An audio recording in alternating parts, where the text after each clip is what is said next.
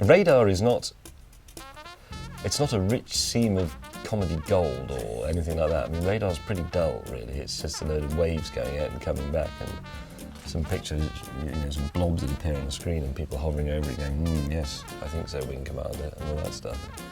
But it actually used to be more complicated. In the early days of World War II radar, you had to, as you were saying in that piece, simplified because it's quite complicated, but you had antenna, big, almost like massive pylons sending out the radio waves, and then the return would come to a receiver. But you'd have to have several of these things, and you'd have to compare all the returns to work out a sort of simple triangulation on, say, the squadron of aeroplanes.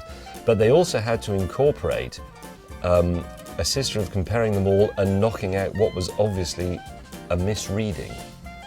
We've got this idea into our heads that you look at a radar screen and you see pictures of aeroplanes coming and aeroplanes coming over here, which you do in the cockpit of a modern airliner because it's all being interpreted electronically and displayed as a handy visual graphic. But the early radar, you used to get a dot on a screen, and that dot in itself didn't tell you enough. You had to know about another dot on another screen and compare them and then eliminate dots that were obviously bogus. And I expect they got it wrong quite a lot of the time.